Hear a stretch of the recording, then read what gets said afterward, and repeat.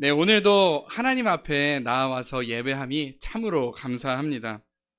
저는 정말로 이렇게 예배 드리실 때마다, 예배 앞에 설 때마다 참 존경스럽다고 생각합니다. 왜냐하면 우리의 삶 가운데 사실은 예배하지 못할 이유들도 참 많고, 예배하러 나아오기 싫은 이유들도 참 많으실 텐데도 언제나 이 자리를 지켜 나아오시는 성도님 여러분을 정말로 존경하는 의미로 우리 서로에게 박수하겠습니다. 감사합니다. 네, 저희 이렇게 한번 그래서 인사했으면 좋겠는데요. 잘 오셨습니다 하고 인사해 주세요. 인사하겠습니다. 잘 오셨습니다. 네, 저희 한 번 더 마음을 담아서 정말 잘 오셨습니다. 잘 오셨습니다. 아이고, 잘 오셨습니다. 네. 네, 저희 지금 함께 잘 나오셨습니다. 이렇게 인사했는데요. 오늘 저희들 하나님의 부르심 앞에 나아온 만큼 하나님의 은혜가 가득한 시간 되기를 간절히 소원합니다. 오늘 함께 읽으신 이 본문에서도요, 제자들이 예수님 앞으로 나아오는 장면으로, 예수 그리스도의 부르심에 응답해서 나아오는 장면으로 오늘 본문이 시작합니다. 우리 13절의 말씀을 함께 읽어보겠습니다. 또 산에 오르사 자기가 원하는 자들을 부르시니 나아온지라. 아멘. 어느 날 예수님께서 산 위에 올라가셔서 자기가 원하는 자들을 불러 모으셨습니다. 그렇게 예수님의 부름을 받고 모인 사람의 수는 12명이었습니다. 12제자지요. 그런데 이렇게 12명이 첫 대면을 한 순간을 잠깐 상상해 봤습니다. 예수님이 부르셨을 때 12명의 제자들이 모여서 서로를 보면서 무슨 생각을 했을까요? 아니, 제가 왔다고? 저놈이 왔다고? 야, 적어도 쟤는 아니지, 이런 생각을 서로 하지 않았겠습니까? 왜냐하면 어떤 사람들은 지금 막 낚시하다가 와서 비린내가 가득하고, 어떤 사람은 알고 보니 저 유명한 욕먹는 세리, 저 사람이 와 있는 거예요. 예수님이 부르신 12제자가 너라고? 이러면서 아마 서로를 향해서 의아해하지 않았을까 싶습니다. 아마 그 자리에 모인 제자들은요, 처음 서로를 보면서도 야, 진짜 이건 아니다 라고 생각했을지도 모릅니다. 예수님은 도대체 왜 이런 사람들을 모으셨을까? 자기는 생각 안 하고 다른 사람들을 보면서 그렇게 느꼈을지도 모릅니다. 이들은요, 심지어 예수님이 누군지 정확히 알지도 못하는 사람들이었습니다. 그냥 자기들의 삶의 자리에 있다가 예수님이 부르시니까 그냥 누군지도 잘 알지 못한 채 얼떨결에 따라 나오게 된 사람들이었습니다. 예수님을 따라야지, 예수님을 따르면 이런 일이 있을 테니까 예수님을 따르기 위해서 지금부터 준비해야지 한 사람은 아무도 없었습니다. 예수님을 따르기 위해서 성경을 열심히 공부한 사람도 없었고요, 열심히 믿음 생활하고 신앙 생활을 하면서 예수님을 따를 날을 준비한 자들도 전혀 아니었습니다. 그냥 자기의 삶을 살아가던 그런 사람들이었습니다. 만약 오늘날 저희들에게 예수님을 따르는 12명의 제자를 뽑아라 라고 명령이 주어진다면 아마 전 세계적으로 굉장한 경쟁이 벌어질 것입니다. 신앙 잘하시는 신실한 집사님, 권사님, 목사님, 전도사님 다 오디션에 참가해서 내가 이렇게 예배를 했고 내가 이렇게 주일 성수를 했고 헌신했다고 다 말하지 않겠습니까? 그래서 그들 중에 뛰어난 사람 12명을 저희들은 고를 것 같은데요. 그런데 오늘 본문에서 예수님의 제자들을 부르신 이 장면을 보면요, 그런 치열함은 전혀 없어 보입니다. 예수님은 대단한 자격을 갖춘 자들을 뽑지도 않으셨고 그들을 찾으신 것도 아니었습니다.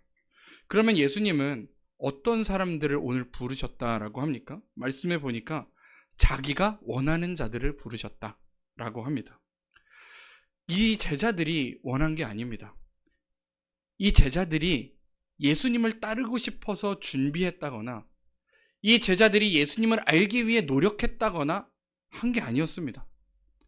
그냥 각자의 자리에서 자기 일하는 사람들을 예수님이 자기가 원하는 자들을 부르셨다라고 하는 것입니다. 그냥 아무 준비도 없었던, 아무런 자격도 갖추지 않은 자들을 예수님이 일방적으로 부르셨다라고 하는 것입니다. 오늘 제자들을 부르신 예수님의 이 모습을 보면 상당히 일방적인 부르심입니다. 그런데 가만히 살펴보면요, 하나님께서 사람을 부르시는 모든 과정이 성경을 살펴보면 항상 일방적입니다. 이스라엘 백성들을 하나님의 백성으로 삼을 때에도 역시 그랬습니다.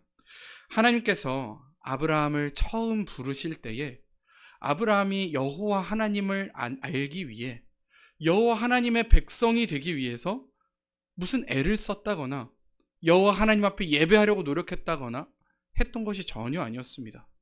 그저 그냥 유목 생활을 하고 있는 아브라함을 찾아가서 하나님께서 먼저 나타나셔서 내게 보여줄 땅으로 가라. 거기서 내가 큰 민족을 이루게 하겠다라고 일방적으로 말씀하신 것입니다. 아브라함이 뭘 했다고 그런 약속을 받았을까요? 아브라함은 그때 당시 하나님 앞에 복받기 위해 노력한 것도 아니고 힘써 애를 썼던 것도 아닙니다. 철저히 하나님께서 먼저 일방적으로 다가오셔서 명령하시고 또 축복하셨다라고 하는 것입니다. 오늘 저희들이 말씀 가운데 만나는 하나님은, 오늘 또 본문 가운데 저희들이 만난 예수님은 매우 일방적인 분이십니다. 제자들을 부르는 예수님은요, 정말 일방적입니다. 왜 그런가 하면요, 시몬과 그 형제 안드레가 낚시하고 있을 때 낚시하고 있는 걸 뻔히 보시면서도 그것을 버리고 나를 따르라 라고 말하십니다. 지금 이들은 생업을 하고 있는 중인데요, 또 그들로서는 하던 일도 여전히 있는데 예수님을 따르라는 말을 듣게 됩니다. 마찬가지로 야고보와 형제 요한에게도 그렇게 말씀하십니다. 그들의 일상도 있는데요, 이렇다 할 설명도 없이 자기가 누구고 나를 따르면 어떤 일이 일어날 것이고 나를 따른다는 것은 어떤 삶을 살아간다는 것인지 예수님은 하나하나 설명해주고 오라고 하신 게 전혀 아니었습니다. 세관에 앉아서 있는 레위를 바라보고도 나를 따르라 라고 말씀하십니다. 레위는 무슨 생각을 했을까요? 내가 사람들한테 이렇게 욕을 먹고 있는 사람인데 사람들이 나를 이렇게 싫어하는데 내가 하나님을 따라도 될까? 그런데 예수님은 그런 마음에도 전혀 관심이 없으셨습니다. 그것을 묻지도 않으셨습니다. 심지어 예수님을 따르기 전에 먼저 아버지가 돌아가셔서 아버지의 장례를 치르고 오겠다라고 하는 제자에게도 죽은 자는 죽은 자가 장사하게 하고 너는 나를 따르라 라고 말씀하십니다. 예수님이 제자들을 부르시는 이 면면을 보면 정말 일방적이고 인정사정 봐주지 않습니다. 왜 따르라는 건지, 당신이 누군지, 앞으로 무슨 일이 있을 건지 설명하는 과정이 전혀 없습니다. 보통은 저희들이 사회생활 하면서 이렇게 일방적인 말을 하는 사람들을 만나면 부정적으로 여기게 마련입니다. 자기 생각만 한다고 생각하게 되는 것이죠. 그런데도 예수님은 어떻게 보면 무례해 보일 수도 있고 어떻게 보면 저희들에게 전혀 배려가 되는 것 같지 않은 이 일방적인 부르심을 한 이유가 무엇일까요? 이러한 하나님의 일방성에는 다른 측면이 있다는 것을 오늘 말씀을 통해 나누고자 합니다. 창세기 15장에는 하나님께서 아브람과 언약을 맺는 장면이 기록되어 있는데요. 창세기 15장 17절에서 18절의 말씀을 저희들 한 목소리로 같이 읽겠습니다. 해가 져서 어두울 때에 연기 나는 화로가 보이며 타는 횃불이 쪼갠 고기 사이로 지나더라. 그날에 여호와께서 아브람과 더불어 언약을 세워 이르시되 아멘. 18절에 보면 언약을 세운다라는 말이 있지요. 이때 이 세우다에 해당하는 히브리어는 카라트라는 말입니다. 그런데 이 카라트라는 말은 사실 세우다라는 뜻이 아닙니다. 자르다, 죽이다 이런 뜻입니다. 언약을 자르다, 언약을 죽이다, 저희로서는 잘 이해되지 않는 말인데요. 이 단어를 사용한 이유가 있습니다. 고대 근동에서는 어떤 계약을 맺을 때에 계약의 두 당사자가 송아지나 소를, 염소를 절반으로 자르고 그 절반으로 잘린 재물 사이를 두 계약 당사자가 함께 지나가는 것이 의식이었습니다. 이건 다시 말해서 이 계약을 우리가 이제 하는데 이 계약 당사자 중에 한 명이라도 우리가 계약한 것을 어기게 되면 지금 이 갈라져 있는 짐승처럼 저주를 받게 될 것이다 라는 의미가 담겨 있는 의식입니다. 계약 당사자 둘 다 철저히 이 계약을 이행하고 지켜야 할 의무가 있다라는 것을 보여주는 것이 바로 이 반으로 가른 재물 사이를 걷는 일이었습니다. 그런데 조금 전 함께 읽으신 구절을 다시 한번 띄워주시겠습니까? 조금 전 함께 읽으신 이 구절을 보면 쪼갠 고기 사이에 무엇이 지나갑니까? 타는 횃불이 지나가지요. 맞습니다. 이 타는 횃불은 하나님을 의미합니다. 그리고 나서 하나님이 아브람과 더불어 언약을 세웠다라고 말합니다. 그런데 여기서 조금 이상한 점을 발견하셨습니까? 분명히 아브람과 더불어 하나님이 언약을 세우셨다고 했는데 쪼갠 고기 사이에 아브라함이 지나가지 않습니다. 이 쪼개진 고기 사이에 오직 하나님 한 분만 지나가고 계심을 보게 됩니다. 그럼에도 불구하고 오늘 말씀은 아브람과 하나님 사이에 언약이 세워졌다라고 말하고 있습니다. 이것은 무엇을 의미하는 것이냐면요, 이 계약은 하나님에 의해서 일방적으로 맺어진 계약이다라고 하는 말입니다. 다시 말해서 이 하나님과 아브라함의 계약이 유지되기 위한 조건은 누구한테만 있는 것입니까? 하나님에게만 있다라고 하는 것입니다. 쪼갠 고기 사이로 지나간 하나님에게만 있다라는 것입니다. 조금 더 풀어 말하면 만약에 아브라함이 하나님과 맺은 이 계약을 이행하지 못한다 할지라도, 이 계약을 아브라함이 지키지 못한다 할지라도 하나님의 이 계약은 취소되지 않는다라고 하는 것입니다.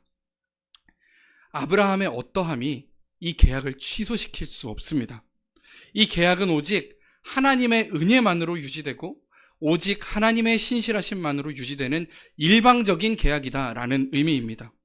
예수님께서 왜 그렇게 일방적으로 제자들을 부르셨을까요? 하나님은 왜 그렇게 일방적으로 백성을 선택하시고 사람을 창조하시고 다가오셨을까요? 그것은 하나님이 책임지시겠다라는 약속인 줄로 믿으시기 바랍니다. 예수님은 아예 이 사람들이 어떠한 사람들인지, 이들이 어떤 마음으로 살아가고 있는 자들인지, 얼마나 거룩한지, 얼마나 믿음 있는 자들인지 그것을 신경 쓰지 않으셨습니다.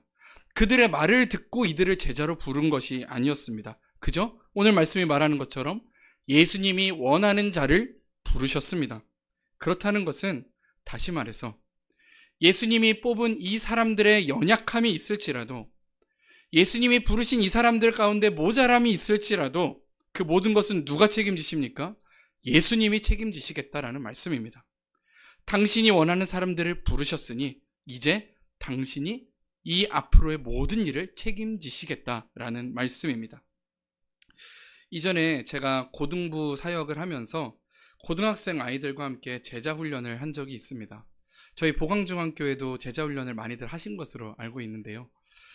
거의 10주 정도를 진행하는 꽤 긴 프로그램에서 한 아이가 정말 열심히 해서 단연 눈에 띄었습니다. 그런데 7주쯤 됐을 때 저에게 다가오더니 이 아이가 이야기했습니다. 전도사님, 저 이제 이거 더 못하겠습니다. 그래서 왜 그러냐고 너무 깜짝 놀라서 물어보니까 조금씩 이 제자훈련에서 주어진 과제들을 못하게 되었는데 미루다 보니까 이제는 할 수도 없을 뿐더러 하기도 싫어졌고 이 제자훈련에 대한 마음 자체도 사라졌다라고 하는 것이었습니다. 워낙 열심히 잘하던 친구였고 언제나 교회에서 모범이 되는 아이였기 때문에 더 의아했습니다. 물론 제자훈련의 방침상 이렇게 다 과제를 하지 못하면 제자훈련을 결국 수료할 수 없습니다. 제자훈련을 통과할 수는 없었습니다. 그런데 저녁에 이제 이 아이와 대화를 나누고 집에 돌아가면서 운전을 하면서 생각을 하는데 그런 생각이 들었습니다. 물론 이 과제를 다 못해서 저 아이가 수료를 할 수는 없게 되었지만 그렇다고 해서 저 아이가 예수님의 제자가 아닌 것일까? 물론 이 제자 훈련을 수료할 수는 없겠지만 그렇다고 해서 저 아이가 제자가 아닐까? 이렇게 고민하는 가운데 기억나는 말씀이 한 구절 있었습니다. 로마서 11장 29절의 말씀인데요. 함께 읽겠습니다. 하나님의 은사와 부르심에는 후회하심이 없느니라. 아멘. 여러분, 예수님께서 저희들을 향하여 제자라 부르실 때에 그 부르심은 단순히 이리 와봐 하는 초대가 아니라 내가 너희들을 제자로 세웠다라는 선포입니다. 창세기 1장에서 하나님은 빛을 낮이라 부르십니다. 어둠을 밤이라 부르십니다. 하나님의 부르심은 이것처럼 그 존재의 정체성을 규정하는 선포입니다. 하나님께서 그렇게 세상을 창조하시고 하나님께서 그렇게 그것들의 이름을 붙이시니 창세기는 뭐라고 합니까? 그대로 되니라 라고 말하고 있습니다. 하나님의 부르심은 그저 초대가 아니라 우리를 제자라고 규정하시는 선포입니다. 하나님이 사람들을 향하여 제자라고 부르셨다면 그것은 그들의 어떠함과 관계없이, 그들의 모자람과 관계없이 그대로 되는 줄 믿으시기 바랍니다. 오늘 본문에서 이들을 이제 제자로 부르신 예수님께서 이들이 나와왔을 때 가장 먼저 하신 일이 있습니다. 16절과 17절인데요. 저희들 한 목소리로 같이 읽겠습니다. 이 12를 세우셨으니 시몬에게는 베드로란 이름을 더하셨으며 또 세베대의 아들 야고보와 야고보의 형제 요한이니 이 둘에게는 보아너게 곧 우레의 아들이라는 이름을 더하셨으며 아멘. 보시면 노란 글씨로 반복되는 표현이 있죠. 이름을 더하셨다라고 하는 것입니다. 이름을 더하셨다. 베드로에게 이제 하나님은, 예수님께서는 반석이라는 이름을 주시면서 이 위에 교회를 세우시겠다 말씀하셨습니다. 또한 야고보와 요한의 그 천둥치듯 하는, 불일 듯하는 그 성품을 예수님은 선함으로 바꾸시고 그를 통하여 하나님의 나라를 이루어 가시겠다라고 말씀하셨습니다. 하나님은요, 아무것도 준비되지 않은 자들, 예수님이 누군지 알지도 못했고 예수님을 따르면 어떤 일이 일어나는지 알지도 못했고 거룩하게 준비된 적도 없고 성경을 알지도 못하는 그저 일상을 살아가고 있는 그냥 평범한 이들을 부르셔서 그들을 제자로 선포하십니다. 그것은 그들에게 어떤 자격이 있었기 때문이 아니었습니다. 오직 예수님이 그렇게 부르시니 그렇게 될 줄로 믿었기 때문입니다. 오늘 하나님께서 저희들에게도 일방적으로 주신 이름이 있습니다. 고린도전서 1장 2절 노란 부분만 저희들 함께 읽겠습니다. 하나님의 교회 곧 그리스도 예수 안에서 거룩하여지고 성도라 부르심을 받은 자들과 또 각처에서 우리의 주 곧 그들과 우리의 주 대신 예수 그리스도의 이름을 부르는 모든 자들. 아멘. 하나님께서 이 세상을 창조하시고 빛을 낮이라 부르시고 어둠을 밤이라 부르셨을 때 모든 것이 하나님의 말씀대로 되었습니다. 오늘 마찬가지로 하나님께서 저희들을 향하여 성도라 부르실 때에, 저희들을 향하여 거룩한 자들이라 부르실 때에 그대로 될 줄로 믿습니다. 그런데 이 부르심은 오늘 저희들의 모습이 거룩하기 때문에 불림받은 것이 아닙니다. 저희들이 거룩한 자들이기 때문에 성도라 불림받은 것이 아닙니다. 하나님께서 저희들을 그렇게 선포하셨고 그렇게 바꾸어 가실 것이기 때문입니다. 예수님의 12제자들은 정말로 그다지 자격을 갖춘 이들이 아니었습니다. 하지만 예수님이 일방적으로 그들을 제자라 부르실 때 정말로 그들이 제자다운 자들로 바뀌어가는 모습을 저희들 말씀을 통해서 볼 수가 있습니다. 오늘 하나님이 저희를 향하여 거룩한 자들, 성도들이다 부르실 때에, 저희를 향하여 교회라 부르실 때에 그것은 저희의 어떠함 때문이 아니라 하나님의 선포로 인하여 진정 그렇게 되어갈 줄로 믿으시기 바랍니다. 저희들은 하나님의 사역에 합당하지 않은 자인 것 같고 하나님의 뜻을 이루기에는 너무나 능력 없는 자인 것처럼 보여도 하나님이 선포하신 대로, 하나님께서 그 부르심으로 선포하신 대로 저희들을 만들어 가십니다. 오늘 그 증거가 14절과 15절에 있는데요. 제가 읽겠습니다. 이에 12를 세우셨으니 이는 자기와 함께 있게 하시고 또 보내사 전도도 하며 귀신을 내쫓는 권능도 가지게 하려 하심이로라. 아멘. 이제야 알게 되는 의문이, 이제야 해소되는 의문이 있죠. 왜 예수님께서는 제자들을 부르실 때에 그들의 사정이 어떠한지도 관심 갖지 않으시고, 왜 그들의 능력이 어떠한지도 따져보지 않으시고 그저 그냥 자기가 원하는 자들을 부르셨을까요? 그 이유는요, 그들로 하여금 예수님과 함께 있으며 예수님의 마음을 배우게 하시고 또 그 배운 마음을 가지고 세상에 나가 전도할 수 있는 자들로 변화시키실 것이고 또 귀신을 내쫓는 권능을 그들에게 주시기 위해서였다라는 것입니다. 예수님은요, 다 계획이 있으셨습니다. 이 아무것도 아닌 이들을 제자로 세우시고 이 아무것도 아닌 이들을 사도로 세우시고 성도로 변화시키실 자신이 있으셨습니다. 이전에는 어부였던 이들에게 이전에는 사람들에게서 욕먹는 셀이었던 일을 하나님께서 바꾸실 자신이 있으셨기 때문입니다. 하나님 나라를 전하고 귀신을 내쫓는 권능을 행하는 자들로 변화시킬 자신이 있으셨기 때문입니다. 사랑하는 성도 여러분, 오늘 그러한 하나님이 우리도 부르신 줄 믿으시기 바랍니다. 저희들은 연약합니다. 하나님의 뜻을 구한다고 늘 찬양하고 늘 기도하면서도 정작 대화 속에서는 나의 생각이 먼저 앞서고, 하나님이 우리를 지키신다고 그렇게 찬양하고 또 고백하면서도 정작 어려움을 만날 때면 하나님이나 예수님이 아닌 다른 보험을 만들어 놓고 그것을 의지하려고 합니다. 서로 사랑한다고 저희들은 말하고 있지만 갈등이 생겼을 때 먼저 손 내밀지 않습니다. 어그러진 관계 가운데 내 잘못이 있음을 알고 있음에도 불구하고 쉽사리 인정하지 않습니다. 먼저 다른 이를 용서하지 못하고 사과하지 못합니다. 하나님을 우선순위에 둔다고 말하고 고백하면서도 저희들의 일상의 시간은 하나님이 아닌 다른 것으로 더 많이 채워져 갑니다. 하나 되는 교회가 되게 하소서, 저희 매주 그렇게 선포하고 매주 그렇게 서로를 향하여 말하면서도 정작 기꺼이 하나가 되는 일에 나의 것을 내려놓고 양보하려 하지 않습니다. 나의 자존심을, 나의 마음을 내려놓으려 하지 않습니다. 그런데도 저희들이 예수님의 성품을 닮은 제자입니까?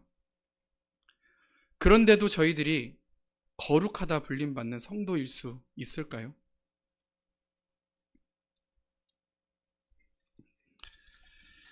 이렇게 연약하고 이렇게도 하나님을 닮지 못하는 저희들인데 그럼에도 불구하고 저희들을 제자라고 부를 수 있을까요? 오늘 말씀은요, 그러한 모든 일에도 불구하고 저희들은 성도이고, 그러한 모든 일에도 불구하고 저희들은 제자이고, 그러한 모든 연약함에도 불구하고 저희들은 교회다라고 말하고 있습니다. 무엇 때문에 그렇습니까? 예수님께서 부르셨기 때문입니다. 그리고 예수님께서 그 부르신 자들을 만들어 가실 것이기 때문입니다. 부르심 그 자체에 권세가 있습니다. 부르심 그 자체에 능력이 있습니다. 오늘 그 믿음을 가지고 다시 한번 믿음 생활을 하며 담대히 살아갈 수 있는 저희가 되기를 소원합니다. 하나님의 부르심을 믿으십시오. 하나님의 부르심의 권세와 하나님의 부르심 그 자체에 있는 능력을 신뢰하십시오. 이따가 찬양하겠지만 하나님의 부르심에는 후회하심도 없습니다. 하나님의 부르심에는 실수하심도 없는 줄 믿고 담대히 나아가는 저와 여러분들 되기를 간절히 소원합니다. 자, 그런데요, 여기서 말씀을 마치고 싶습니다. 하지만 참 반갑지 않은 마지막 구절이 남아 있습니다. 바로 19절인데요. 저희들 한 목소리로 읽겠습니다. 또 가룟 유다니 이는 예수를 판 자더라. 아멘. 사실 오늘 말씀을 준비하면서 이 19절을 딱 보고는 빼버릴까? 하는 생각을 했습니다. 사실 이 말씀만 19절만 뺀다면 참으로 은혜로울 것 같은데 이 마지막 구절은 저희들로 하여금 참 혼란스럽게 합니다. 분명 하나님께서 제자로 부르신 일을, 제자로 선포한 일을 제자로 만들어 가신다고 했는데, 부족한 일이라고 할지라도 하나님께서 만들어 가신다고 했는데 이 사람은 뭔가요? 예수님을 팔아버린 이 가룟 유다는 무엇인가요? 이 마지막 한 구절 가운데서 저희들이 혼란에 빠지게 됩니다. 가룟 유다는 결국 예수님을 팔았고 결국 스스로 목매어 죽습니다. 마지막까지 회심은 없었습니다. 마지막까지 죄를 지으며 그 생을 마무리합니다. 오늘 가룟 유다를 보면서 저희들은 무엇을 알 수 있습니까? 하나님의 부르심과 선포는 이 제자들에게 동등하게 주어졌지만 하나님의 부르심과 선포에 모두가 응답한 것은 아니었습니다. 기독교 저술가인 C.S. 루이스는 이렇게 말했습니다. 하나님은 분명 죄를 용서하시는 분이시지만 용서받기 원하지 않는 자까지도 억지로 용서하지는 않으신다. 이게 무슨 이야기입니까? 오늘 본문 13절을 보면 예수님이 제자들을 부르셨을 때 나를 따르라 라고 말씀하셨을 때 제자들이 했던 최소한의 행동이 있었습니다. 제자들이 예수님의 부르심을 듣고 했던 최소한의 행동이 있었습니다. 그게 무엇입니까? 예수님께로 나아왔다라고 하는 것입니다. 저희 오늘 말씀을 시작할 때 인사했었죠. 잘 오셨습니다. 인사했던 것처럼요. 이 제자들은 예수님의 부르심 앞에 나왔습니다. 하지만 많은 이들이 예수님의 나를 따르라라는 말을 들었지만 모두가 따라오진 않았습니다. 나를 따르라는 예수님의 음성을 많은 이들이 들었지만 처음 예수님 곁에 선 것은 겨우 12명이었습니다. 그리고 그 가운데 가룟 유다는 결국 하나님의 부르심에 응답하지 않았습니다. 오늘 저희들이 나누고 있는 이 말씀 또한 그렇습니다. 저희들 예배 자리에 나올 때 저희들 모두에게 동등한 말씀이 주어지지만 하나님께서 저희들을 부르시는 소리를 저희들 모두가 동일하게 듣고 있지만 모두가 그 말에 응답하고 모두가 하나님의 부르심에 응답함으로써 하나님께서 부어주시는 변화와 능력을 체험하지는 않습니다. 어떤 이들은 하나님의 부르심에 응답함으로 만들어 가시는 하나님의 은혜를 체험하지만 어떤 이들은 그러지 못합니다. 간절히 소원하는 것은 오늘 하나님의 부르심 앞에 동등하게 주어지는 이 말씀 가운데 저희들 모두가 응답함으로써 풍성하게 부어주시는 변화의 은혜를 경험하는 저희들 모두가 되기를 간절히 소원합니다. 하나님께서는 저희들의 연약함에도 불구하고 저희들을 성도라 부르시고 제자라 부르셨습니다. 오늘 그 하나님의 부르심에는 후회하심도 없고 실수도 없는 줄 믿습니다. 그리고 그 사실이 저희들의 고된 이 믿음 생활 가운데에 다시 한번 담대히 살아가게 하는 힘이 되기를 간절히 소원합니다. 하나님의 부르심에 능력이 있습니다. 하나님의 부르심 그 자체에 권세가 있습니다. 그것을 믿으시고 담대히 살아갈 수 있는 저와 여러분이 되기를 간절히 소원합니다.